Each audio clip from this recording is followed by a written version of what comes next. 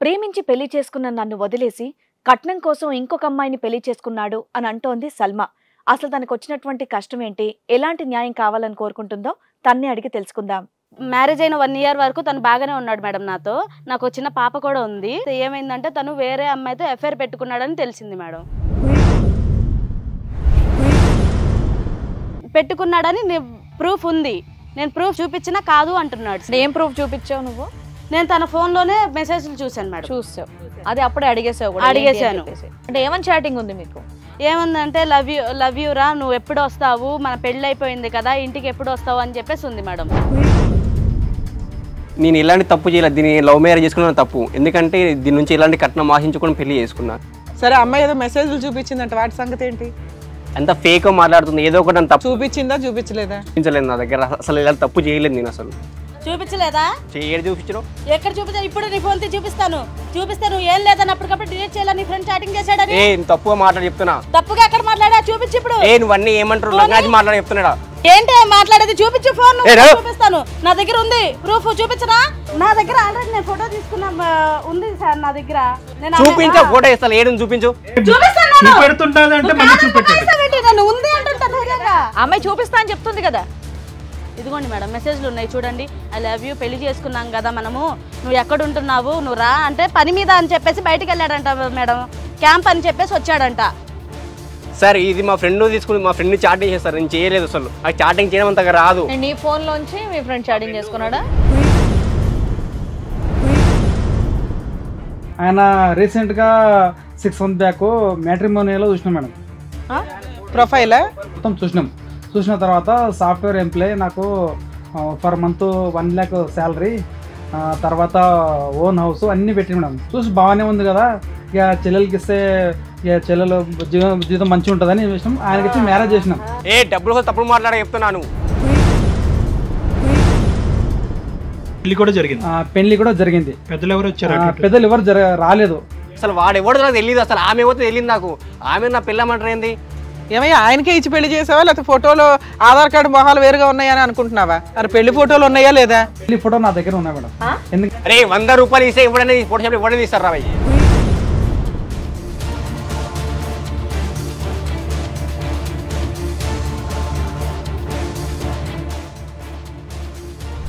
సరే, ఎంతకాలం అయింది మ్యారేజ్ అయ్యి? 6 months అయింది ఆల్రెడీ. ఇప్పుడు ప్రెగ్నెంటే?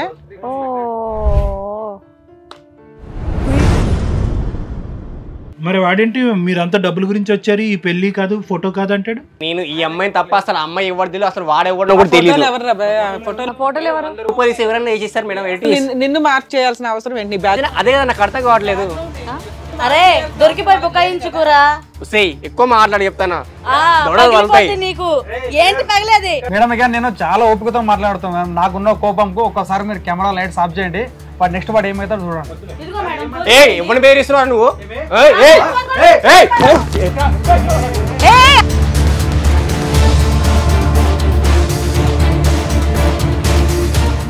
మరి ఈ కార్యక్రమంలో మనతో పాటు ఉన్నారు ప్రముఖ హైకోర్టు అడ్వకేట్ రమ్య ఆకుల గారు. నమస్తే మేడం. నమస్తే. ప్రముఖ సైకియాట్రిస్ట్ డాక్టర్ కళ్యాణ్ చక్రవర్తి గారు. నమస్తే సార్. సో సల్మా ఒక చిన్న సమస్యతో ఇక్కడ వరకు వచ్చింది మేడం. సార్, సో తన సమస్య ఏంటి అనేది తన్నే అడిగి తెలుసుకుందాం. నమస్తే అండి సల్మా గారు. నమస్తే మేడం. Hello madam. ఈ షో ద్వారా చాలా మందికి చాలా న్యాయం జరిగిందని విన్నాను. అలాంటి న్యాయమే నాకు కావాలని చెప్పేసి నేను ఈ షోకి రావడం అయితే జరిగింది. మీరే ఎలా అయినా న్యాయం చేయాలి మేడం. తప్పకుండా డాక్టర్ గారు అండ్ అలాగే రమ్య మేడం మీకు కావాల్సిన న్యాయం డెఫినెట్ గా చేస్తారు. ఇంతకీ మీరు ఎక్కడి నుంచి వస్తున్నారు, మీ సమస్య ఏంటి? నేను విజయవాడ నుంచి వస్తున్నాను మేడం. నాది ఇంటర్ క్యాస్ట్ మ్యారేజ్. ఓకే. అయితే మ్యారేజ్ అయిన 1 ఇయర్ వరకు తను బాగానే ఉన్నాడు మేడం నాతో. నాకు వచ్చిన పాప కూడా ఉంది. ఇంటర్ క్యాస్ట్ అంటే మీరేంటి వాళ్ళేంటి? నేను ముస్లిం మేడం, తను హిందువు. Inter religion. Okay. Hindu madam. So marriage అయిన 2 years వరకు బాగానే ఉన్నాడు. ఒక 2 years తర్వాత తనలో చేంజ్ వచ్చింది మేడం. నన్ను అవాయిడ్ చేయడం అనేది, దూరంగా ఉంచడం అన్ని చేశాడు. బాగా ఆరా తీస్తే ఏమైందంటే తను వేరే అమ్మాయితో ఎఫ్ఐఆర్ పెట్టుకున్నాడని తెలిసింది మేడం.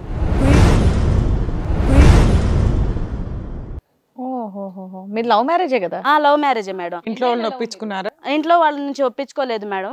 మేము బయటకు వచ్చేసి పెళ్లి చేసుకున్నాము గుళ్ళో.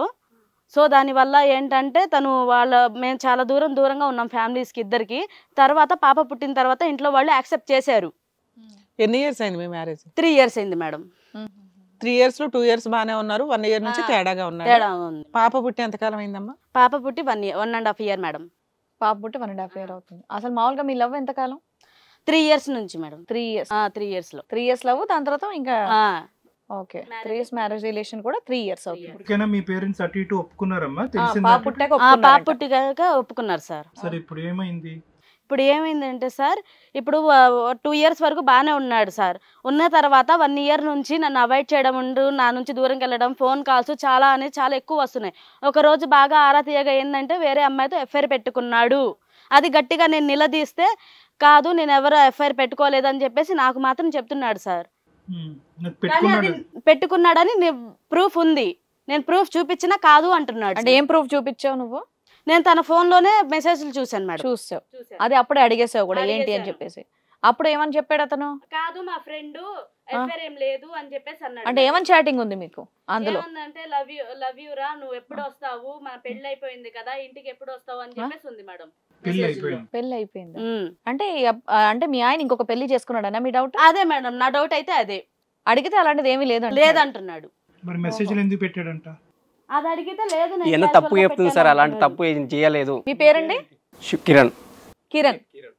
చెప్పండి. నేను ఇలాంటి తప్పు చేయలేదు, ఇదే నా మీద అన్ని చాడీలు చెప్తుంది. ఊరికెందుకు చాడీలు చెప్తుంది? చక్కగా 3 ఏళ్ల లవ్ అంట, 3 ఏళ్ల పెళ్లి రిలేషన్, ఊరికెందుకు చెప్తుంది? నేను ఇలాంటి తప్పు చేయలేదు, దీన్ని లవ్ మ్యారేజ్ చేసుకున్న తప్పు. ఎందుకంటే దీని నుంచి ఇలాంటి కట్నం ఆశించుకొని పెళ్లి చేసుకున్నా. సల్మా తను ఏమంటే తనని చేసుకున్నప్పటి నుంచి నాకు ఇన్కమ్ అంతా కొన్ని పాప పుట్టింది, ఇబ్బందులు ఉన్నాం సార్. బట్ తను ఇప్పుడు కూడా నాకు నగలు కావాలి, వాళ్ళ టీవీ కావాలి, ఫ్రిడ్జ్ కావాలి, అవి కావాలి, నేను మాల్కి వెళ్ళాలి అంటే ఎట్లా కుడుతుంది? ఆ అమ్మాయిని చూస్తే అలా ఏం అనిపించట్లేదు, చూడడానికి చాలా సింపుల్ గానే ఉంది. ఉంటుంది, చాలా ఉంటుంది ఖర్చు. పెళ్ళంటే అలాగే ఉంటది బాబు, ఖర్చులతోనే కూడుకొని ఉంటది. మరి ఎగబడి కంగారుగా పెళ్లి చేసుకున్నావు కదా, మరి ముందు జాబు కెరియర్ అవి చూసుకోవాల్సింది.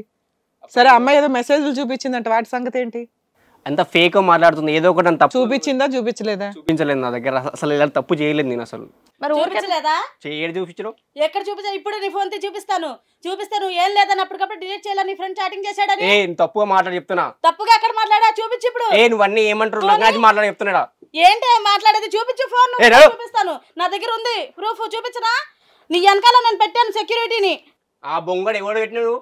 నీకు చెప్తాను. నువ్వు ఇలాంటి తప్పు చేస్తున్నా ముందే తెలిసే, నువ్వు అందుకే నేను దూరం పెట్టాను. నువ్వు నువ్వు అనుకుంటా సరిపోద్ది అది. మరి నువ్వేమన్నీ ఉంచుకున్నావు చూపించు నాకు ఇప్పుడు. నేను ఇవ్వను ఉంచుకుని ఇలాంటి ఇవ్వనంటే మరి ఎందుకు నీకు మెసేజ్లు వచ్చాయి? నీకెందుకు బయట ఎఫ్ఐఆర్ అయిందని తెలిసింది?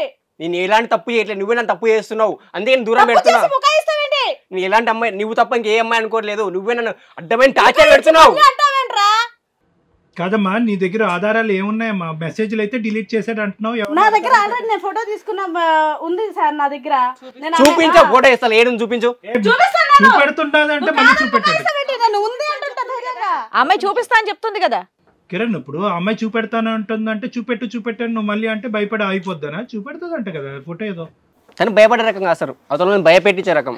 ప్రూఫ్ అక్కడ ఉంది అని చెప్పేసి తను చెప్తుంది, చూపిస్తా అని కూడా చెప్తోంది. మరి నువ్వేమో అలాంటిది ఏమీ లేదు అని చెప్తున్నావు.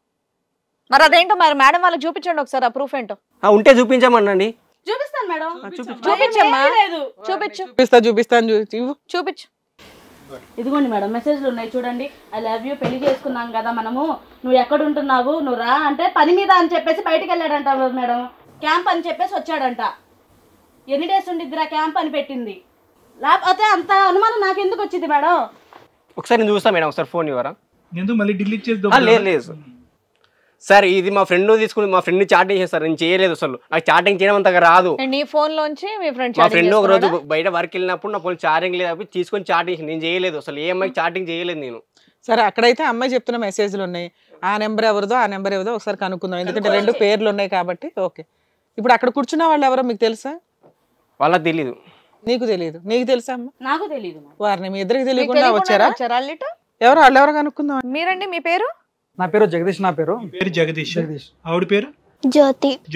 మీ ఇద్దరు ఏమవుతారు? చెల్లెలా? మా చెల్లెలు చాలా అమాయకురాలేమే. ఇంకో విషయం ఏమంటే మేము ముందు కూర్చున్నాడు దాని కిరణ్, మీకు కనిపించినంత అమాయకురాలైతే కాదు మేడం. అమాయకుడైతే కాదు. ఎందుకంటే ఆయన రీసెంట్ గా 6 months బ్యాక్ మ్యాట్రిమోనియలో చూసినాం మేడం. ప్రొఫైల్ మొత్తం చూసిన తర్వాత సాఫ్ట్వేర్ ఎంప్లాయ్, నాకు ఫర్ మంత్ 1 lakh శాలరీ, తర్వాత ఓన్ హౌస్ అన్ని పెట్టి మేడం. చూసి బాగానే ఉంది కదా, ఇక చెల్లెలకి ఇస్తే ఇక చెల్లెలు జీవితం మంచిగా ఉంటుందని ఏం చేసినాం, ఆయనకి ఇచ్చి మ్యారేజ్ చేసినాం. ఏ డబ్బుల కోసం తప్పుడు మాట్లాడే చెప్తున్నాను. ఒక్క నిమిషం ఆగు బాబు, చెప్తున్నారు కదా అక్కడ. చెప్పని డబ్బులా ఏంటన్నది తేలుతుంది. నేను మాట్లాడతా, ఫస్ట్ మాట్లాడతా. చెప్పండి, మీరు చెప్పండి, మీరు చెప్పండి. పెళ్లి కూడా జరిగింది. పెళ్లి కూడా జరిగింది. పెద్దలు ఎవరు వచ్చారు? పెద్దలు ఎవరు రాలేదు.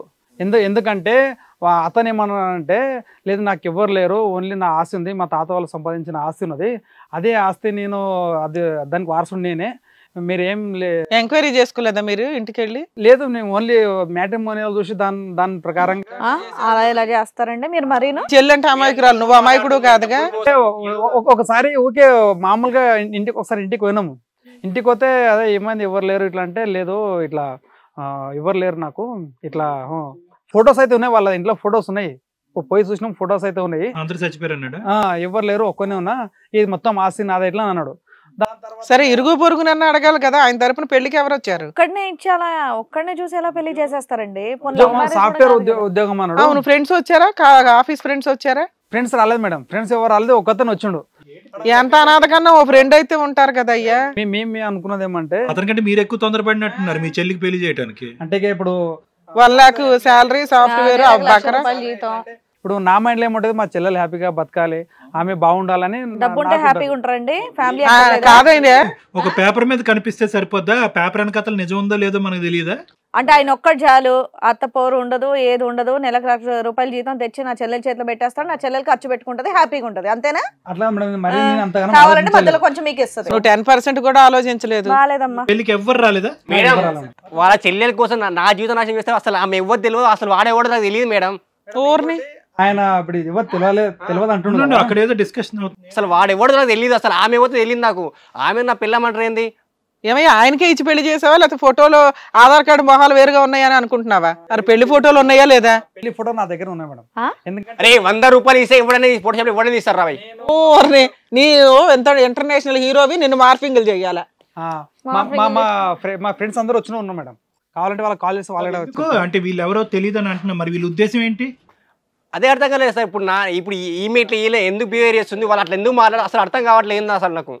కానీ మరి ఇందులో ఇంకెవరు లేరేంటి? మీ ఇద్దరు ఫ్రెండ్స్, అబ్బాయి తరపున ఎవరు లేరేంటి? అబ్బాయి తరపున అంటే మార్కెటింగ్ ఎవరు లేరు. ఇప్పుడు తల్లిదండ్రులు లేకుంటే వాళ్ళ ఎట్లుంటుందో బాధ మాకు తెలుసు, మీకు కూడా తెలుసు కాబట్టి ఓకే, వెనకాల ఎవరు లేకపోయినా పర్లేదులే అనుకున్నారు. కానీ ఈ ఫోటో మరి తెలియదు మేడం, ఇది ఒరిజినల్ మరి అంటే నేనేం అనకూడదు, మనం ఎక్స్పర్ట్స్ కాదు అందులో, కానీ బట్ కాదు ఏమంటే ఆ ఫోటోలో మరి. సరే తర్వాత ఏమైంది? పెళ్లి చేశారు, ఏమైంది తర్వాత? బాగానే ఉంటుంటారు. తర్వాత ఏమైందంటే ఆమె చెప్పి, అన్న నాకు టైం ఇస్తలేడు, ఎక్కువ ఫోన్లో మాట్లాడుతున్నాడు, వస్తా అంటాడు, 3 days 4 days వేరే మీటింగ్ ఉందంటాడు, బెంగళూరులో మీటింగ్ ఉందంటాడు, ముంబైలో మీటింగ్ ఉందంటాడు, నాకు టైం ఇస్తలేడు అన్న ఇట్లా అని అంటే, తర్వాత ఎంక్వైరీ చేసిన నేను ఆయన ఎక్కడ ఉంటాడో ఎక్కడ. తర్వాత ఎంక్వైరీ చేస్తే ఏమైందంటే, మాకు తెలిసిన ఒకరు ఉంటారు అన్నట్ల, ఆయన నంబర్ చూస్తే ఎప్పుడు ఒకటే లొకేషన్లో ఉంటాడు.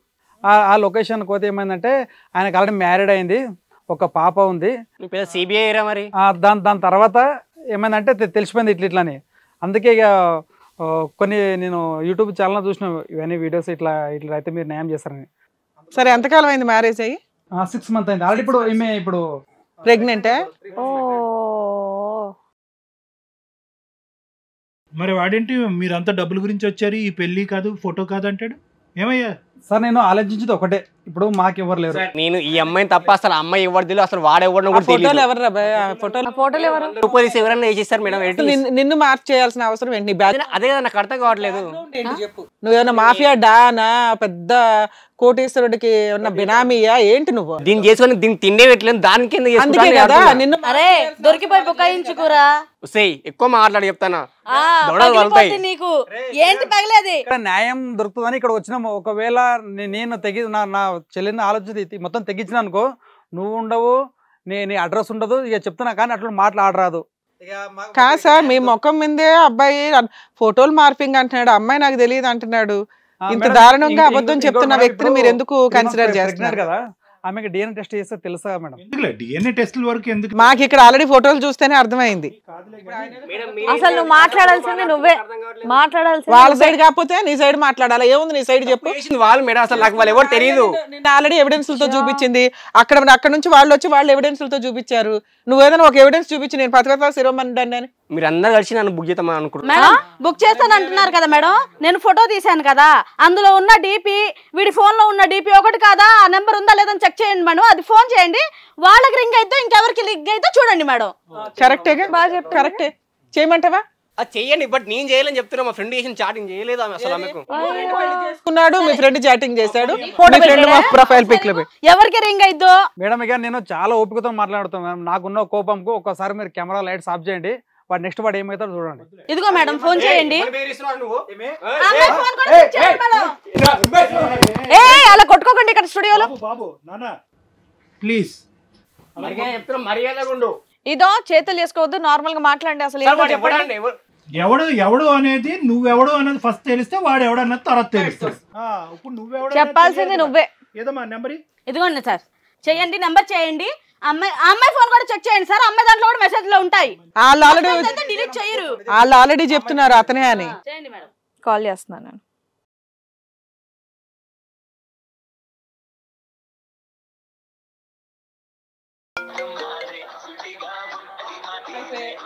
వచ్చిందా మేడం? ఏదట ఫోన్ మై హబ్బీ అని ఉండేది చూడండి మేడం. మై హబ్బీ అని కూడా ఉంది మేడం. ఇప్పుడు చెప్పండి మేడం. చెప్పమ్మా. కిరణ్ చెప్పాలి. అమ్మో ఏం ఎగబడ్డావయ్యా, వీళ్ళు ఎవరో నాకు తెలీదు. ఎంత డేంజర్ గా ఉన్నాడు పిల్లాడు. చెప్పు. అంటే ఎవిడెన్స్లు దొరకకపోతే ఇక నువ్వేం చెప్తే అదే రాజ్యమా? గట్టిగా గొంతులేపి మాట్లాడేస్తే అయిపోద్దా? నీళ్ళు నవ్వుతున్నావు. ఏం చేసినా తిన కోసం చేసిన సార్. ఏదో అమ్మాయిని ప్రెగ్నెంట్ చేయడం. ఎవరయ్యా నువ్వు, ఏం మాడుతున్నావు? తిని బాగుండగానే ఏం చేసిన. వాళ్ళు ఏమైనా కట్నం ఇచ్చారా? బాగుందనిగా చేసుకున్నావు చెప్పు. ఏం లేదు మేము తిను వాళ్ళ అమ్మ ఎలాంటి కష్టం పడకుండా నా దగ్గరకు వచ్చింది. తినని హ్యాపీగా చూసుకుందామని. డబ్బు కష్టపడితే ఎటు నుంచి సంపాదించి డబ్బు రావట్లేదు మేడం.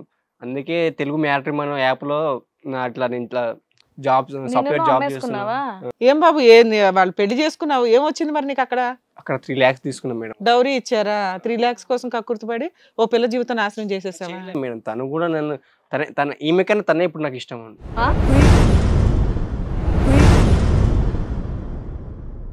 ఈవిడ కోసం పెళ్లి చేసుకున్నావు, ఇప్పుడు ఆవిడ ఇష్టం ఈవిడ వదిలేస్తావా? కాదు కదా, మ్యాట్రిమోనీ అనేటటువంటిది అర్థమైంది. కానీ దానికి ముందే మీ ఇద్దరి మధ్యన కమ్యూనికేషన్ మెసేజెస్ ఉన్నాయి కదా. సో ముందే ఆ అమ్మాయితో కమ్యూనికేట్ చేసి తర్వాత మ్యాట్రిమోనీలో పెట్టి వాళ్ళ బ్రదర్ ని అట్రాక్ట్ చేశారు. లేదు సార్. సార్ మ్యాట్రిమోనియల్ నుంచే ప్రొసీడింగ్స్, అది సంబంధం ద్వారానే పెళ్లి. అవునా? సంబంధం ద్వారా తను పెళ్లి చేసుకున్నాక కొంచెం దీనికి డిస్టర్బ్. ఆమె బాగుండాలని ఏమేం చేసుకుంటాడు, ఇప్పుడు ఈమె బాగుండాలని ఇంకో మంది చేసుకుంటాడు. అంతే కదా, చీటరు కాదు సార్. మనం ఇప్పుడు ఇది ప్రూవ్ చేయడానికి ఎంత కష్టపడాల్సి వచ్చింది. సొంత భార్యనే నానాంగం అన్నాడు, మ్యాట్రిమోనియల్ చూసి పెళ్లి చేసిన మిమ్మల్ని ఫోటోలు మార్పింగ్ అనేసాడు. ఆ పిల్ల ఎవరో తెలియదు అన్నాడు, ఇప్పుడు అమ్మాయి అంటే ఇష్టం అండి అంటున్నాడు. తెలియదని చెప్పావు కదా. ఒకసారి మేము మాటలు వినండి మేడం. ఏం మాట్లాడడానికి రాదు మీకు. ఏమా చెప్పమ్మా జ్యోతి. నాకు ఆయననే కావాలి మేడం. నీకు ఆయనే కావాలి, మరి పెళ్లి చేసుకున్నావు, పెళ్లి అయిపోయింది కదా మేడం, ఇప్పుడు నాకు ఇంకా ఎవరు లేరు కదా మేడం, ఆయననే కావాలి నాకు. మరి అక్కడ ఇంకో భార్య ఉంది కదమ్మా, ఆ అమ్మాయిని లవ్ చేసుకున్నాడు. నాకు కూడా ఆమెనే కావాలి మేడం. ఎంత వయసు ఉంటుంది జగదీష్ ఆవిడ మీ సిస్టర్ కి? ఇప్పుడు 21 ఉంటుంది. అంతే, పిల్ల పెద్దగానే ఉంది కానీ వయసు సన్నగా అనిపిస్తుంది. బయట ప్రపంచం ఏం తెలియదు సార్, ఎందుకంటే ఆమెకు నేను నాకు ఆమె. అంత అమాయకంగా ఎందుకు పెంచావయ్యా?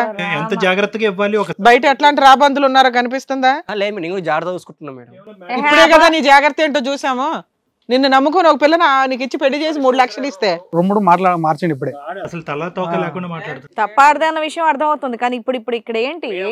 యాక్చువల్గా వాడు మొత్తానికి ఆస్తి కోసం ఏ బాబు ఆపయ్యా, నువ్వు గొంతు లేపి అరిచి మాట్లాడితే నీకన్నా గట్టిగా అరుస్తాను ఇక్కడ నోర్మై. ఏంటి ఆస్తి గురించి? పెళ్ళైన తర్వాత మ్యాట్రిమోనీలో ఫోటో పెట్టడం ఏందయ్యా, మొహం బగలు కొట్టేటోళ్ళు లేక మళ్ళీ వాదిస్తున్నావు. ఇప్పుడు దొరికిపోయాడు. మామూలుగా కాదు, వీళ్ళు ఎవరో తెలియదు అసలు. ఎవరు వీళ్ళు, ఎవట్రా నువ్వు అని లేచావు ఇంకా పైకి అక్కడికి. కొట్టడానికి వెళ్ళావుగా. అబ్బో ఏం చేసిన తిన కోసం చేసిన. నా కోసం నేను చేయమని అడిగానా? నువ్వు బాగుండాలని చేశా. ఏం చేసావు నా కోసం? ఇలా వేరే దాన్ని తీసుకొచ్చి ఒప్పుకునిద్దా? ఏ ఆడదని ఒప్పుకునిద్దా? అరే నీకు బంగారం కావాలి, అవి కావాలి, ఫ్రిడ్జ్లు కావాలి, అన్ని కావాలి. ఆడపిల్ల పుట్టింది, నేను ఏమంతగా అడిగాను? కొను, ఫ్యూచర్ బాగుంటుంది అని అడిగాను నేను. అంతకు మించి నేను అన్నానా నిన్ను? లేకపోతే నిన్ను బయటికి వెళ్ళిపో అన్నానా? అన్ని కావాలి, డబ్బులు కావాలి. అక్కడ ఏమయ్యా చేసుకున్నావు? పెళ్ళం బాగుండాలని చెప్పి ఇంకో పెళ్లి చేసుకున్న మగాడిని నిన్నే చూస్తున్నానయ్యా. దరిద్రంగా ఉంది నీ ఆన్సర్. మేము ఇద్దరిని బాగా చూసుకుంటాం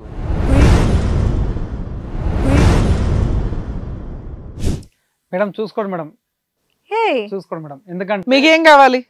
మేడం ఇప్పుడు ఆమె బాగుండాలని ఈమె చేసుకున్నాడు, ఈమె కాక మళ్ళీ ఇంకొక చేసుకుంటాడు. అయితే కానీ ఇప్పుడు అడ్వకేట్ ఉన్నారు కదా మేడం, ఇప్పుడు ఒక నోటరీ మీద లేకపోతే ఒక స్టాంప్ పేపర్ మీద ఆ, ఆయన సైన్ తీసుకొని మంచి చూసుకుంటాడా లేదా?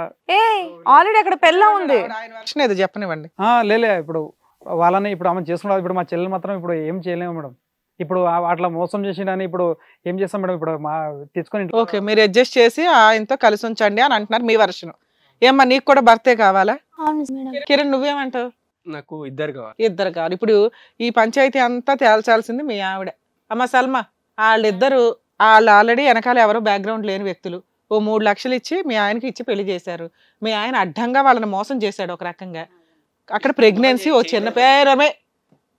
చిన్న పిల్ల, అక్కడ ఒక రకంగా చూస్తే అమ్మాయి అమాయకురాలే, ప్రెగ్నెన్సీ ఉన్న పిల్ల.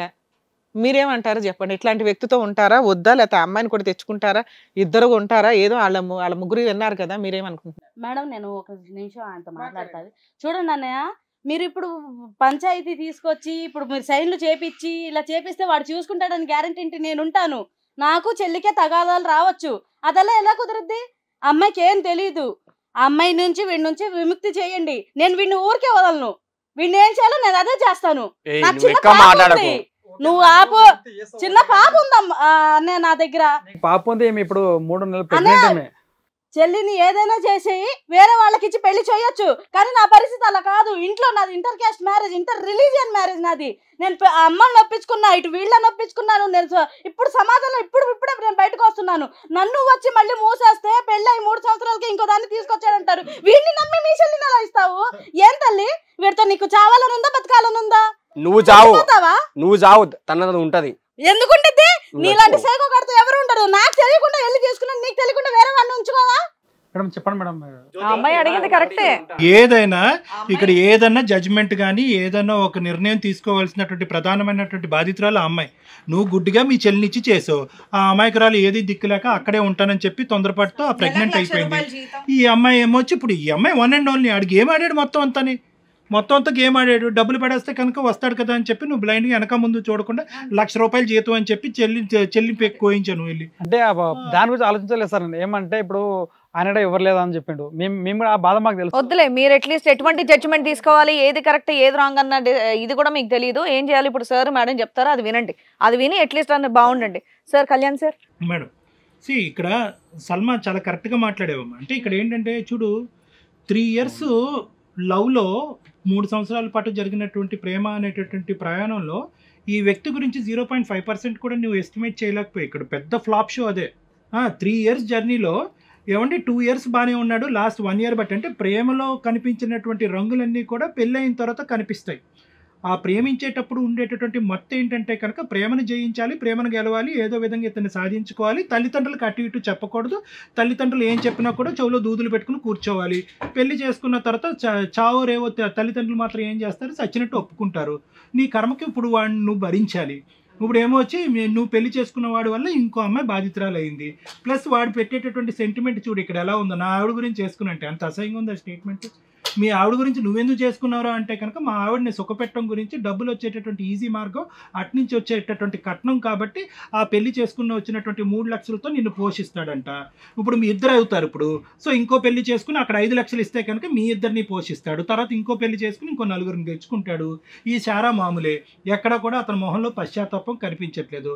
వాస్తవానికి ఏంటంటే ఇక్కడ నువ్వు ఫైట్ చేస్తున్నావు సల్మా. అంటే నేనే నీకెందుకు చెప్తున్నాను అంటే కనుక you are the primary person who has to fight this battle. అంటే నువ్వు ఒక్కదానివే ఇక్కడ పోరాడగలిగేటటువంటి పటిమ ఉన్నది, న్యాయం అనేటటువంటి పూర్తిగా నీ వైపు ఉన్నది కాబట్టి నీకు చెప్తున్నావు.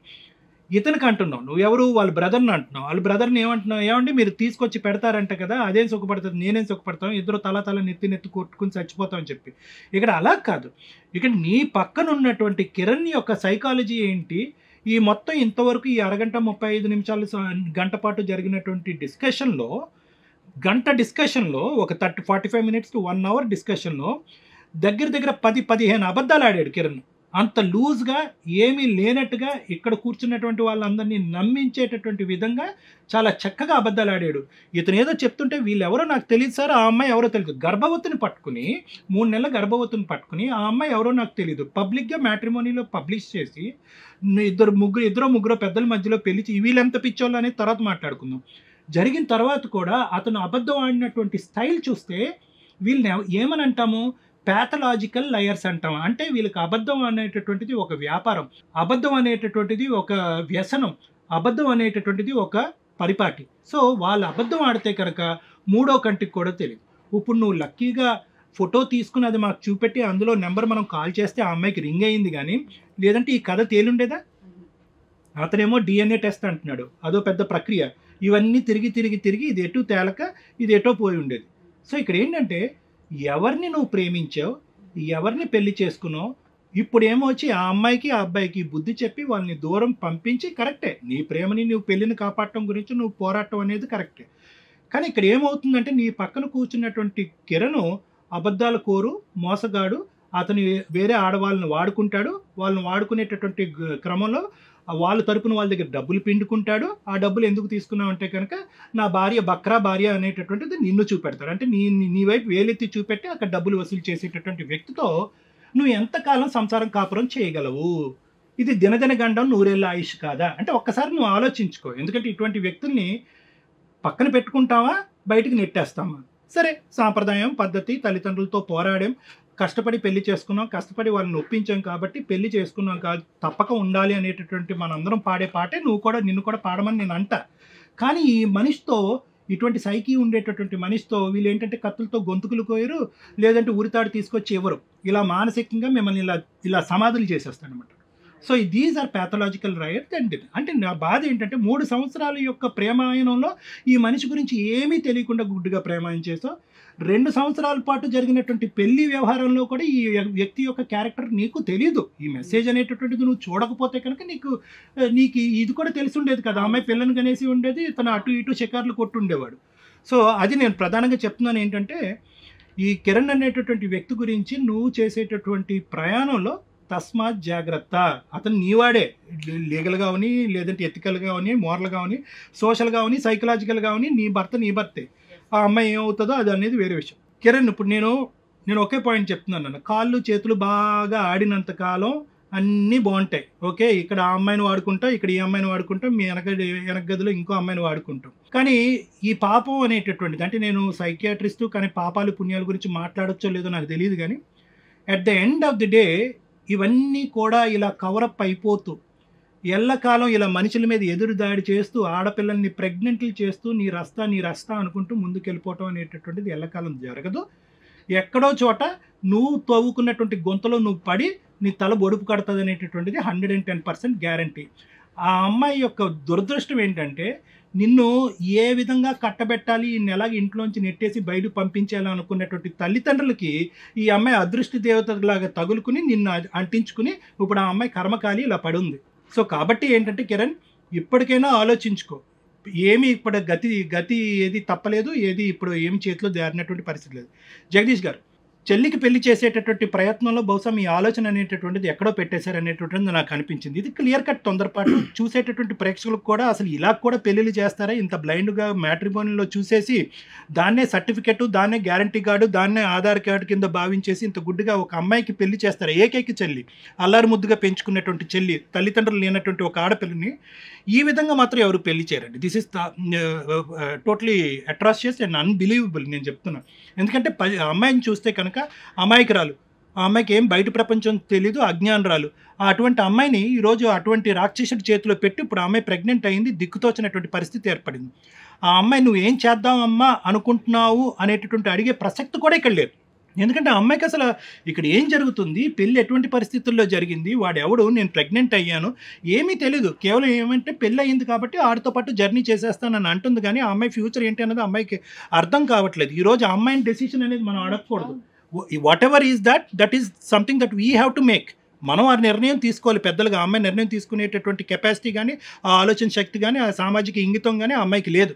సో నేను మీకేమని చెప్తున్నానంటే, పత్రం రాసేసేయండి, వెనకట్ల ముందు సంతకం పెట్టేసేయండి, వాడితో పంపించేస్తానంటే అదంతా నాన్ సెన్స్ అండి. వాడు ఇంకో 10 మందిని తెచ్చుకుంటాడు, ఎక్కువయ్యారని చెప్పి అందులో ఇద్దరిని నరికి పాత పెడతాడు. ఏం చేస్తారు? ఈరోజు ప్రెగ్నెన్సీ, ఆ అమ్మాయి ప్రెగ్నెంట్ అయ్యింది అనేది వాస్తవానికి చాలా చిన్న మాటే. ఈరోజు ఏంటంటే జీవితమే నాశనం అవ్వకూడదు. పెళ్ళి అయింది కదా, ప్రెగ్నెంట్ అయ్యింది కదా, తప్పదు కదా, కిరణ్ గాడితో పంపించేద్దాం అంటే కనుక మన తాడుతో మనం ఊరేసుకున్నట్టే ఇది. సో నా ఉద్దేశం ఏంటంటే ఇప్పటికైనా మీ చెల్లెలు బతికి బయటపడ్డాది అని సంతోషించండి. ప్రెగ్నెన్సీ సంగతి ఏం జరగాలి అనేటటువంటి అంశం తర్వాత మాట్లాడుకోవచ్చు, మెడికల్ బేసిస్ మీద మాట్లాడుకోవచ్చు, ఆ అమ్మాయి కౌన్సిలింగ్కి ఇవ్వచ్చు, ఇంకో విధంగా మాట్లాడుకోవచ్చు. కాబట్టి నేనేమంటున్నానంటే దయచేసి ఇటువంటి దరిద్రులతో పంపించేటటువంటి ఆలోచన వద్దు. ఆ అమ్మాయి ఎలాగైతే ప్రేమించి పెద్దలకు తెలియకుండా కష్టపడి పెళ్లి చేస్తుంది కాబట్టి ఆ అమ్మాయికి ఈ కర్మ ఎలాగా తప్పదు. ఇది నా ఉద్దేశం. మీరు ఆ అమ్మాయిని తీసుకెళ్ళటం మంచిది, ఆ అమ్మాయిని జాగ్రత్తగా కాపాడుకోవటం మంచిది, భవిష్యత్తు గురించి ఆలోచించుకుంటూ మంచి సంబంధం చూసి చేయటం అనేది మంచిది. ప్రెగ్నెన్సీ అనేటటువంటిది మెడికల్గా డీల్ చేద్దాం. వాళ్ళిద్దరిని మాత్రం అలా పోనివ్వండి. ఇది నా ఒపీనియన్. నాకు ఆ అమ్మాయి కావాలి సార్. నీకు కావాలంటే ఐస్ క్రీమ్ కాదే కావాలంటే. Thank you sir. Ramya ma'am. Madam ఇది యాక్చువల్గా మనం మాట్లాడుకోవాలంటే నిస్సహాయ స్థితి, దారుణమైన నిస్సహాయ స్థితిలో ఉన్న వాళ్ళు ఈవిడ జీవితాన్ని నాశనం చేసినట్లు ఒక టాపిక్లో మనం అనుకోవచ్చు. ఈ రోజున సంబంధాలు ఎలా వస్తున్నాయి అనడానికి వీళ్ళ కేసే ఎగ్జాంపుల్. ఒకప్పుడు మ్యాచెస్ వెతకడం అంటే తెలిసిన వాళ్ళ ద్వారా, చుట్టాల ద్వారా, విలేజెస్లో వయసులో ఉన్న పిల్లలు ఉన్నారు అనగానే ఏదైనా ఫంక్షన్స్లో ఒకరికొకరు చెప్పుకొని వాళ్ళ బ్యాక్గ్రౌండ్ అంతా చూసి వాళ్ళకి ఏం హెల్త్ ప్రాబ్లమ్స్ ఉన్నాయి, ఏం ఆస్తులు ఉన్నాయి ఏంటని ఎంక్వైరీలు అయిపోయిన తర్వాత సంబంధాలు వచ్చేవి. 4-5 సంబంధాల ఆప్షన్స్ కూడా ఉండే. అరే వీళ్ళ అబ్బాయి మంచిదా, వీళ్ళ అమ్మాయి మంచిదా, వీళ్ళు సెట్ అవుతారా, వీళ్ళు కలర్ ఉన్నారా, వీళ్ళ ఆస్తులు ఉన్నాయా అన్నీ మాట్లాడుకుంటే ఒక అమ్మాయికి సంబంధం, ఒక అబ్బాయికి సంబంధం తేవాలంటే ఓ 10 మంది చుట్టాలు కండువా వేసుకొని ముందుకొచ్చి మంచి సంబంధం తీసుకురావడానికి తాపత్రయపడేవాళ్ళు. కానీ ఈ రోజున ఆ పరిస్థితులు లేవు. ఏ పరిస్థితుల్లో ఉన్నామంటే కుదిరితే ఇదిగోండి ఇట్లా టీనేజ్లోనే లవ్ మ్యారేజ్ చేసుకోవడం, వెతుక్కోవడం, దొరికిన వాళ్ళ పెళ్లి చేసేసుకోవడం. రెండోది అలా మ్యాట్రిమోనియల్లో వెతుక్కొని నిజానిజాలు అడగకుండా, నిజానిజాలు అడిగితే సంబంధం ఓకే అవ్వచ్చు, అవ్వకపోవచ్చు.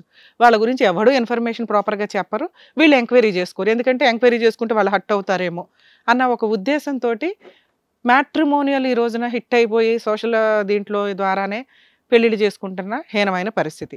అబద్ధాలతో జరుగుతున్న మ్యాట్రిమోనియల్లో జరిగే పెళ్ళిళ్ళలో ఇది ఒక ఎగ్జాంపుల్ కింద లెక్క. ఎందుకంటే వాళ్ళ నిస్సహాయ స్థితి, ఇన్ఫర్మేషన్ గ్యాదర్ చేసుకోలేదు. తెలిసిన తర్వాత కూడా ఒక్కసారి పెళ్ళైపోయింది కదండి, మా సిస్టర్కి ఇంతకంటే ఇంకా సంబంధం మళ్ళీ చేయలేము, మాకు అవసరమా అన్నంత స్థితిలో వాళ్ళు ఉన్నారు. అసలు ఈ మ్యారేజ్లు లీగల్గా వ్యాలిడా కాదా? 2 మ్యారేజ్లు లీగల్గా వ్యాలిడ్ కాదు. ఎందుకని? ఇక్కడ ఆల్రెడీ పిల్ల పుట్టేసింది, అక్కడ ప్రెగ్నెన్సీ. ఈ పెళ్ళి అయితే లీగల్గా వ్యాలిడే కదండి, వీళ్ళిద్దరు లవ్ మ్యారేజ్ చేసుకున్నారు అంటే.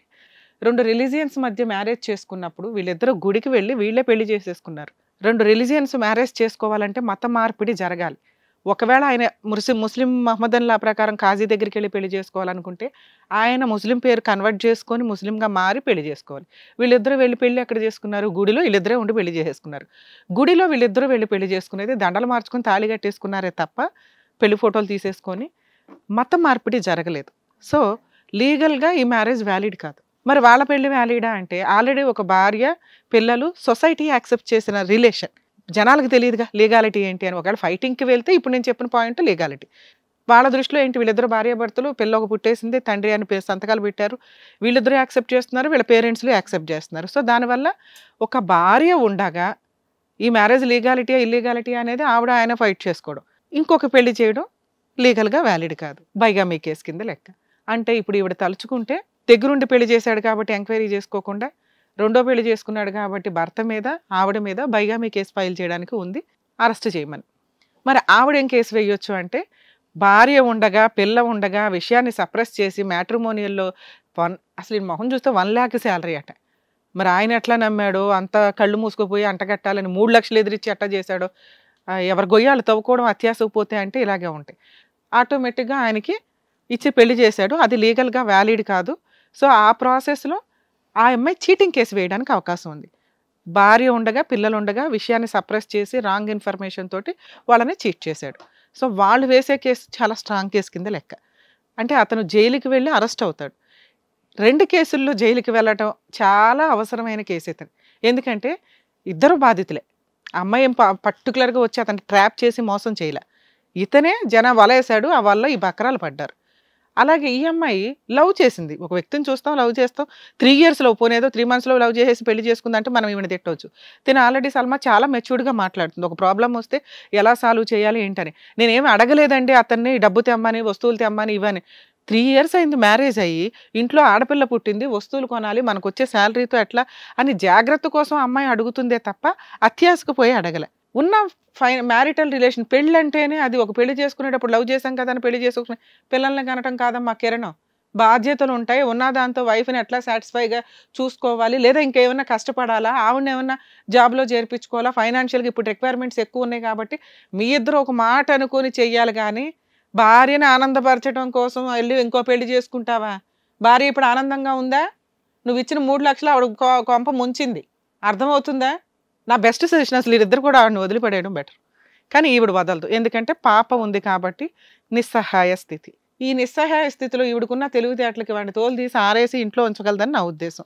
లీగల్ ప్రాసెస్లో మాట్లాడాలి అంటే ఆవిడని చేసుకున్నందుకు ఆవిడకి 3 లక్షలు ఆవిడకి ఇవ్వాలి మీరు. అలాగే ఆవిడకి కొంత కాంపెన్సేషన్ ఇవ్వడం బెటర్ అని నా ఉద్దేశం. మేము వాళ్ళకి కౌన్సిలింగ్ ఇస్తాం, రిక్వెస్ట్ చేస్తాం. సార్ 3 years లవ్ చేసి 3 years మ్యారేజ్ చేసుకొని భార్యకి తిన్నగా కనీసం సంపాదించలేని వ్యక్తి ఇంకొక అమ్మాయిని మోసం చేసి వాళ్ళ దగ్గర నుంచి 3 లక్షలు తీసుకున్న వ్యక్తి, మీరు ఇందాక ఒక మాట అన్నారు, రేపొద్దుట మా చెల్లి కోసం కూడా ఇంకొకరు చేసుకుంటాడేమోనండి అని. అతను అంతే. అలాంటి వ్యక్తిని ఏరుకోరు చేసుకున్న ఆవిడ కంట్రోల్లోనే పెట్టుకుంటుంది, కష్టాలే పడుతుందో, వదిలేస్తుందో, జైలుకే పంపిస్తుందో ఆవిడిష్టం. మీరు ఇంకా ఈ ఊబిలో కంటిన్యూ అవ్వడం డేంజర్ అని నా ఉద్దేశం. బెస్ట్ సజెషన్ సార్, మీకు నచ్చినా నచ్చకపోయినా ఈ రోజు మీరు కష్టపడతారేమో, పిల్ల బంగారం లాగా ఉంది, మీరు ఏదైనా కరెక్ట్ డెసిషన్ తీసుకుంటే బెటరు. తీసుకుంటారా లేదా మాకు తెలియదు, కానీ ఇక్కడ స్టేజ్ మీద ఆ అమ్మాయిని మీరు కలిపి ఉంచుతారా, కలిపి ఉంచకపోయినా కానీ వీళ్ళ చేత మీకైతే ఒక 5 lakhs కాంపెన్సేట్గా ఆర్డర్ చేయిస్తానికి ట్రై చేస్తాను, మాట్లాడతా. మీరేమంటారు? మీరు ఇంత చెప్పినాక నాకైనా అదే డౌట్ వస్తుంది మేడం. ఇలాంటి వాడు వాళ్ళ ఈమె కాకుండా మళ్ళీ ఇంకెవరైనా చేసుకుంటాడు? Damn sure sir. అసలు యాక్చువల్గా ఆ అబ్బాయి క్వాలిఫైయే కాదు మీ ఇంట్లోకి. మీరు ఏదో మేము అనాథలం అంటున్నాం, కానీ ప్రతి ఒక్కళ్ళమే అనాథలమే. చుట్టాలు ఉన్న అనాథలమే, చుట్టాలు లేకపోయినా అనాథలమే. ఇండివిజువల్గా కరెక్ట్గా థింక్ చేయడమే బెటర్ ఆప్షన్. మీకు వచ్చిన ప్రాబ్లమ్ని మీరు సాల్వ్ చేసుకోకపోతే ఎట్లా? కుటుంబం ఉంటేనే కాపాడుతుందని కాదు, కుటుంబం ఉండి కూడా ఇట్లాగే సంబంధాలు పెళ్లిళ్ళు చేసుకొని మ్యాట్రిమోనియల్లో చూసి ఆ ఇన్ఫర్మేషనే కరెక్ట్ అనుకొని రోడ్లు పాలవుతున్న వాళ్ళు బోల్డ్ మంది ఉన్నారు. అర్థమవుతుందా? సో మీరు ప్రాబ్లంలో ఉన్నట్లు కాదు, ఉన్న ప్రాబ్లమ్ని, ఉన్న డేంజర్ని మీరు కరెక్ట్ డెసిషన్తో సాల్వ్ చేసుకుంటే బెటర్ అని నా ఉద్దేశం. అట్లా అని వాళ్ళని ఫ్రీగా వదలలేను నేను. ఆ పిల్ల జీవితం నాశనం చేశారు, వాళ్ళకి కాంపెన్సేషన్ పే చేయాలి. అమ్మాయి కాపురం కావాలంటుంది కదా, మరి వాళ్ళ ఆయన ఏ ఉద్యోగకు పంపిస్తుందో ఏంటో. మీరు అంటే నేను మాట్లాడతా, లేకపోతే వేస్ట్ కదా మాట్లాడడం కూడా. సరే మేడం, మీరు అట్లే ప్రొసీడ్ మేడం. నాన్న అక్కడ నేను డబ్బులు ఇప్పిస్తాను అని అనట్లా. డబ్బులు ఎందుకంటే వాళ్ళ దగ్గర నుంచి 3 lakhs తీసుకున్నారు, వాళ్ళని చీట్ చేశారు, అతనికి అది పనిష్మెంట్ కిందే లెక్కనానా. నువ్వు భర్త కావాలంటున్నావు, తోలు తీసి నార తీసి ఆరే ఏం చేస్తావు చేయి. అసలు ఇంకా కళ్ళు నీ చేతిలోనే ఉండాలి జీవితకాలం. వాళ్ళకి 5 lakhs మీరు బాండ్ రాసివ్వండి. ఎన్ని మంత్స్లో ఇవ్వగలరు? 3 months, 6 months ఎట్లా? నాకు అమ్మాయి కావాలి. నార్మే జైలు పంపించమంటావా? ఏరా కావాలా నీకు? చెప్పు చిటితలు చెప్పు. వద్దు ఇప్పుడు. సూపర్. నువ్వు ఏగలేవు, నేను ఏగలట్టు నువ్వు ఏగలేవు తల్లి. నువ్వు అర్థం చేసుకో. నువ్వు చాలా దూరంగా ఉండడం చాలా బెటర్. నా చేతిలో మా ఫ్యామిలీ యాక్సెప్ట్ చేశాడు కూడా ఎలా అయినా చేస్తాడు. సూపర్. పనిష్మెంట్ ఇవ్వడానికి కోర్టు కంటే ఈవిడ బెటర్. ఇలా ఉండాలమ్మా, అర్థమైందా? మాట్లాడితే ఇంకా కూర్చుంటారు కామ్గా. నాన్న నువ్వు ఒప్పుకుంటున్నావా? నేను బాండ్ రాయిస్తాను, తర్వాత మీరు బయట బాండ్ రాసి వాళ్ళకి నా చెల్లెలు లాంటిదే. నేను అలా ఒక ఆడపిల్ల జీవితాన్ని అలా ఎలా పోనిస్తాను? వీడిని గల్లా పట్టుకొనైనా చేపిస్తా. మా బ్యాక్గ్రౌండ్ గట్టిదానే మేడం, కాకపోతే నేను ఆ ఊబిలో పడ్డాను కాబట్టి వచ్చాను. నిజంగా నిజమే, ఇదైతే కరెక్ట్ పర్సన్వి అతనికి. కాబట్టి మీరైతే అమ్మాయికి న్యాయం చేయండి అమ్మా. ఒక 3 months లో మీరు 5 lakhs ఎక్కడో ఒకటి లోన్ పెడతారు, హ్యాండ్ లోన్ తీసుకుంటారు, మీ ఇంట్లో వాళ్ళకి చెప్తారు, మీ అత్త మామకి చెప్తావా, లేదంటే అమ్మాయి చేత చీటింగ్ కేసు వేయిస్తాం, మీ ఆయన జైలుకి వెళ్తాడు. మీరు ఆల్రెడీ ఇద్దరు యాక్సెప్ట్ చేశారు కాబట్టి మీరు 5 lakhs ఇవ్వడానికి చూడండి సార్. బయట మేము బాండ్ పేపర్ రాసిస్తాం. చిన్న మాట మేడం, 5 lakhs కాదు, వాళ్ళు ఇచ్చిన ఒక 3 lakhs దాని 50,000 వేసి ఇచ్చేస్తాం మేడం. వాళ్ళని అడుగుతాం ఇప్పుడు ఉన్న సిచ్యువేషన్ సార్. వాళ్ళకి కష్టంగా ఉందంట 3.5 వరకు. సరే మేడం, మేము ఇచ్చింది 3 lakhs కదా, 3.5 ఇస్తాను. సూపర్. సరే, థ్యాంక్ యూ అమ్మా. వెళ్ళండి, జాగ్రత్త తీసుకెళ్ళి అమ్మాయిని ఎవరన్నా డాక్టర్కి చూపెట్టండి. Thank you Kalyan sir, thank you Ramya ma'am. So వాళ్ళకి ఏం చేయాలనేది చక్కగా చెప్పినందుకు థ్యాంక్స్ అలాట్. సో మరో కథతో మళ్ళీ కలుద్దాం.